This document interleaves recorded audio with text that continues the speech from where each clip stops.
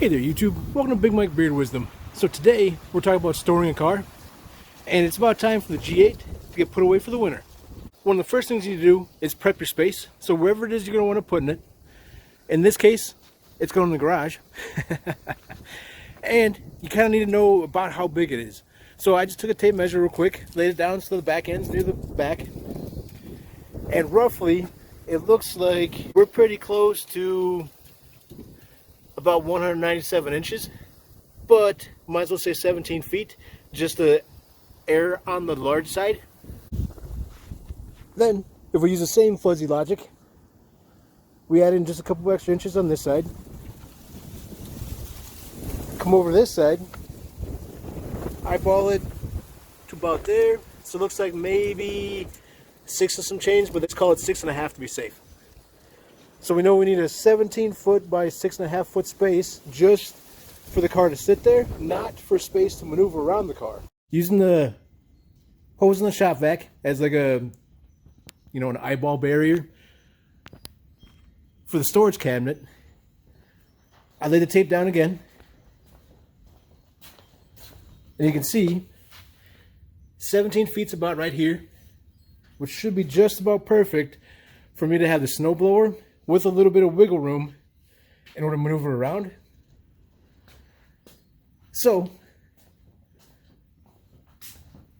I need to free up and make sure that I've got all this stuff here out of the way enough that way when I pull it in, I don't wind up hitting the chair or the stool, and I've got enough walking area that I can still get to the toolbox. So some of this little free space that I have will probably close up. But once you get your space all set up, next it's cleaning the car. So before I get it washed, you may want to put in a little bit of fuel stabilizer. It's kind of up to you. And also make sure the tires are all properly aired up. And cleaning it not only goes to the outside, but also the inside. So if you've got anything in here that you don't want to have inside, so you've got foodstuffs or trash or something like that in general, you want to make sure you get it good and nice and cleaned up. So I've got like a little mask in here, which doesn't hurt anything. But you also may want to think about using something like this. So this is basically baking soda stuff that you put in your fridge, and it's just to kind of help keep any weird smells or moisture down. I'd recommend going to one of those coin operated kind of car wash areas, just because you're able to hit everything the way you kind of need to, as opposed to just a drive-through one. There's nothing wrong with the drive-through ones, but doing it yourself, you're able to hit every little area you need. The G8's got a lot of leaves and stuff like that along the front part of the hood. So I want to pop the hood, get that cleaned up. I want to spray around the trunk really good. Now the big thing, if you go to any of these though, is that this brush right here, you want to take just a minute, if you're going to use the brush, and spray that down. So all the coarse dirt, grit, or maybe mud or rocks or something like that might be in that brush from the last person, more likely they didn't clean it out.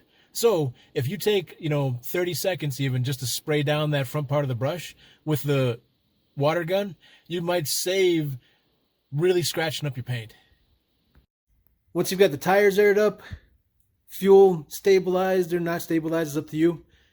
Depends on how long you're going to put it in storage. If you're going to have it kind of cooped up for longer than, I would say, a month or two, then I would recommend possibly looking into the fuel stabilizer. If it's going to be less than a month, then you're probably going to be fine. With the tires nice and aired up, even if you've got a slow leak, you should be relatively good.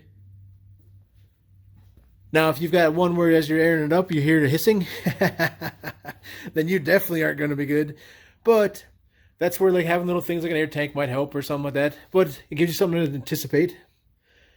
Then washing it will help with a lot of stuff. So to get rid of all the weird kind of junk that's on it, any kind of stuff that's going to degrade or possibly attract, insects or rodents or something like that, thinking there's food on it. Next, I would definitely recommend drying it off. And then having that car nice and clean and waxed up.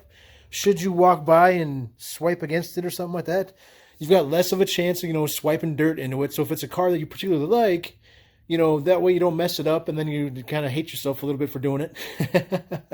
Now, the next step is kind of up to everybody, and that's getting a car cover. So last year I got this car cover from carcovers.com, and I don't remember what it came with exactly, but I got one of their nicer ones. I know it's got a lock and a cable. This is kind of handy because it just goes underneath the vehicle. That way when you have your cover on, it's locked up underneath, so it's kind of a pain in the butt if someone's going to try and take it off. It also came with a couple microfiber towels, and I think it was a deal at the time that it came with whatever Muppet this is. So I'm assuming this is like a duster type thing. And it comes with a pretty nice bag. That's kind of handy. Then as far as the cover itself goes, so the cover's pretty nice. It's kind of like this reflective silver. And then it's got a nice soft inner layer. So this is nice and soft, so you don't have to worry about scratching your paint up. And then they make it for different sizes for vehicles. So you're able to put in what vehicle you have, and then they more or less send you one that's like specific to your vehicle kind of. I like them because they don't have like mirror cutouts, so you don't have to worry about, you know, trying to wrangle in your mirror. For this, I'll have to take my antenna off. But again, you definitely want to make sure she's dry before it goes in there. That way you don't have any kind of weird mold or mildew possibly growing without you knowing. If you've seen any of my lawn videos, you may have seen the cars that I have out here. So this one was one that was specific for my truck. And that's one that's specific for my car. Both of them are kind of handy. I bought their like anti-wind kits, which are a set of clamps and a bungee. And that helps pull it tight. That way, on really windy days like today, when they kind of want to take off, it keeps them tight on wherever you have them. This one's wind kit kind of broke. I think the bungee broke a couple years ago. And really, I've had this out here in storage for, man, probably since we bought the house. So probably getting close to, 3, 4, 5 years. Well, closer to 5. And then it lives underneath the black walnut tree, so it gets a whole bunch of weird stuff. But they've done pretty well. This one is starting to break down a little bit, so this is probably the last year that this will last. I've got a couple little scratches and stuff in there.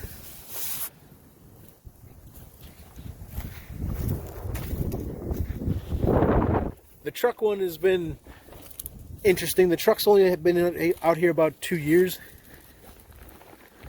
with a cover. So the rest of the time it was out here no cover. Then I kind of felt bad for it. But with the truck, water pools down here. And with the water pooling, it really kind of causes it to degrade faster than I was expecting.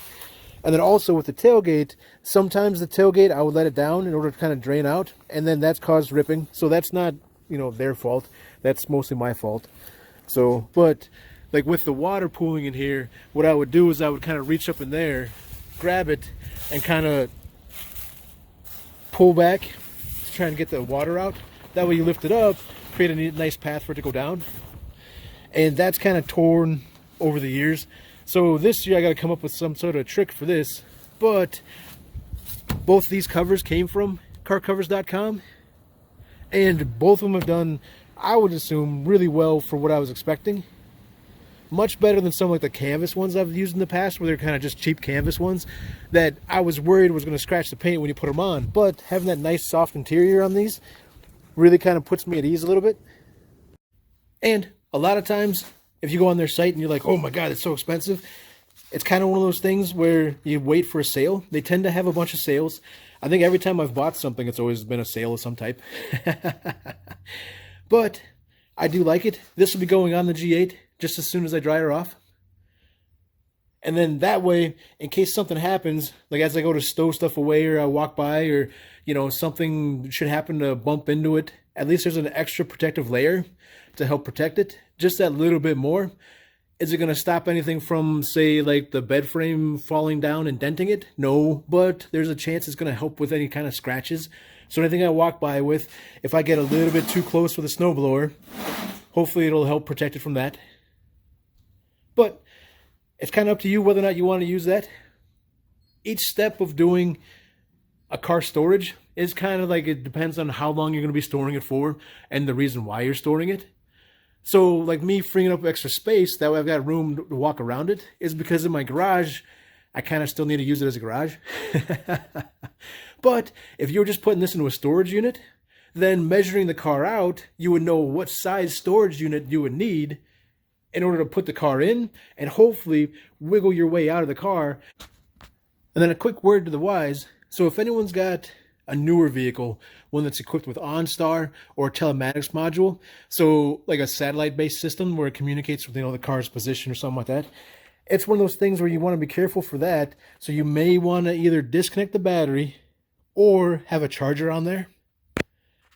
Having a charger can be pretty simple, but it can also get kind of complicated if you also have a car cover. In my case, for the G8, I'm just going to disconnect the battery and then probably throw a cover on. So, hope you guys enjoyed the video. Feel free to like and subscribe. I'll check you next time. Oh, my fingers are freezing. I should not waited until the end of November to do this.